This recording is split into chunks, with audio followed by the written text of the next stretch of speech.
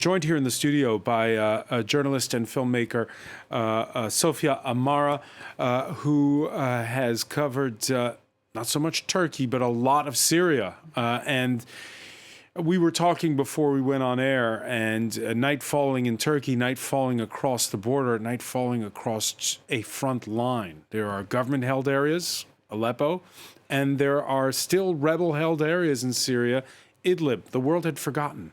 Yes, definitely. And this tragedy is shedding light again on that region that everybody forgot since, the COVID crisis and then Ukraine. And, a war chases another war.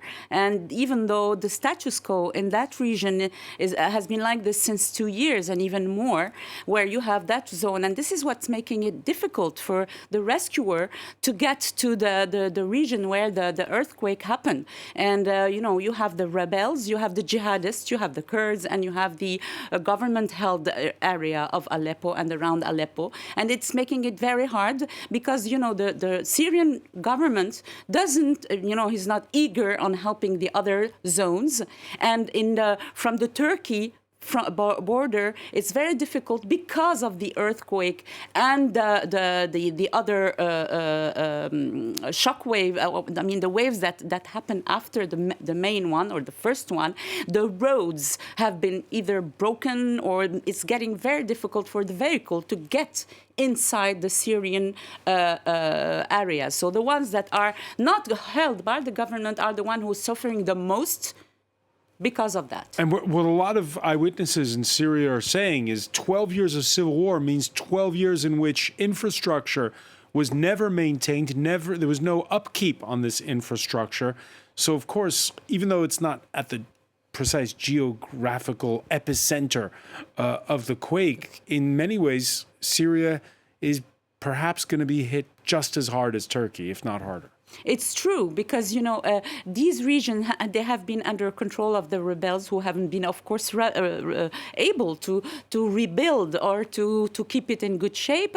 And for that reason, it's very, very difficult for the rescuer. They don't have any base. They don't have any headquarters. They don't even have enough. I've been talking to people around Idlib. They don't even have, the physical means to get to these people who are under the snow, under the rain, and it's very, very cold in this region now. And really, they didn't need that. It was, it's more than they could bear. This is what the guy told me. He said, now we only have the dinosaurs that we didn't get in Syria, that much, because it's as hard, as he said, as hard as the bomb shelling, the bombardments that we have been under in Aleppo and other region of northern Syria. In the past hour, in an interview with a Lebanese television station, the Syrian foreign minister saying that the EU should put aside sanctions for now and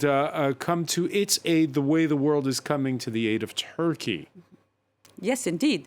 It's the occasion for them, so they think, to put aside all, the sanctions and the position that were taken by the EU to help Syria. But the problem is that,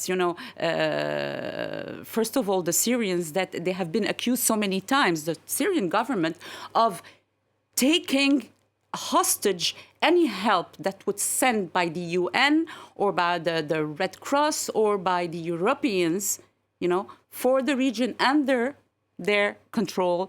And I have personally been filming a story about how they do dealing with these products. And they sell them again because Syria is in a very, very deep economical crisis.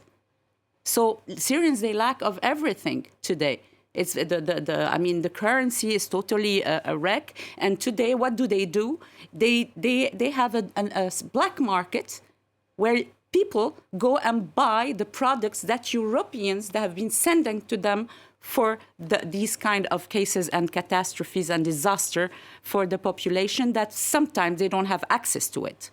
So what do you do if you're the UN? What do you do if you're international aid organizations? Do you treat Aleppo province differently from Idlib province? It's a problem.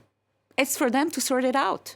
It's really a problem because if you prevent from helping, then ethically it's an issue. And at the same time, you know that by helping, you might be helping the regime getting stronger. All right. Many thanks for that, Sofia Amara. Your documentary on Hezbollah is out now on French television, and we'll be talking about that, I hope, at a future date. Thanks for being with us. Thank you.